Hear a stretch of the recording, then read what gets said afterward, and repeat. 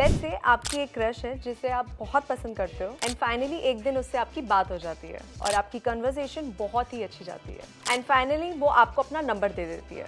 अब आपको उनको मैसेज करना है तो आप कैसे करेंगे? आपको टेक्सटिंग आती नहीं है। Welcome to the Seekho official show dating tips with Kshitij. मेरा नाम है Kshitij Sarawat and I am a dating coach and founder at Ironman lifestyle. और इस वीडियो में हम आपको सिखाएंगे 5 टेक्सटिंग रूल्स जो आपको हमेशा फॉलो करने हैं कभी भी किसी लड़की को मैसेज करते समय। रूल नंबर 1, लेट्स से आपने एक लड़की को एक मैसेज भेजा बट उसका रिप्लाई आया नहीं, तो आपने 10 मिनट बाद फिर से एक और मैसेज भेज दिया। आप सोच रहे हो यार ये लड़की क्या कर रही है, इसने मेरा मैसेज नहीं देगा तो एक बार और मैसेज भेज देता हूँ। फिर 20 मिनट बाद एक मैसेज और भेज देते हो कि यार कोई नहीं अब तो पढ़ ही लेगी, अब तो भेज ही देगी। और आप बोलते हो हेलो यू देयर, अच्छा नहीं। फिर अगला दिन आ जाता है, फिर रिप्लाई नहीं आया तो बोला हाय आर यू देयर, क्या तुम मेरे से गुस्सा हो। और ऐसे करते करते आप 5-6 मैसेजेस भेज देते हो। इसको हम बोलते हैं डबल टेक्सटिंग। कभी भी आप किसी लड़की को डबल टेक्स्ट करते हो तो वो बहुत ही अनअट्रैक्टिव होता है। अगर आपने किसी भी लड़की को एक बार ही मैसेज करा है तो आपको दोबारा मैसेज नहीं करना है कि you there, hello, question mark, बिल्कुल भी नहीं करना है। उससे आपकी वैल्यू और कम होती है। बिकॉज अगर आप डबल टेक्स्ट करते हो तो 2-3 चीजें होती हैं। नंबर 1, उसको लगता है कि इस लड़के के पास तो और कोई काम दाम है नहीं, ये बस मेरे पीछे ही पड़ा हुआ है, मुझे ही टेक्स्ट कर रहा है। तो एक जो हाई वैल्यू मैन होता है उसके पास लाइफ में बहुत कुछ काम होते हैं तो वो बस लड़की के पीछे नहीं पड़े रहते हैं, वो उन काम में जाके बिजी हो जाते हैं। नंबर 2, उसको ये भी लगेगा कि आपके पास और कोई ऑप्शन नहीं है क्योंकि आपको कोई और लड़की लाइक करती नहीं है। और अगर कोई और लड़की आपको लाइक करती नहीं है तो मैं भी इस लड़के को लाइक क्यों करूं? क्योंकि जो प्रॉपर हाई वैल्यू मैन होते हैं उनके पास लड़कियों के काफी ऑप्शंस होते हैं और उनमें से वो चूज करते हैं कि उनको किसको डेट करना है। तो आपको कभी भी अपनी वैल्यू ऐसे नीचे गिरानी नहीं है और कभी भी डबल टेक्सटिंग नहीं करनी है। नंबर 2, जब भी आप किसी लड़की को टेक्स्ट करो हमेशा करेक्ट ग्रामर के साथ टेक्स्ट करना है। मेक श्योर कोई स्पेलिंग मिस्टेक ना हो। आप हर एक वर्ड को प्रॉपरली लिखो।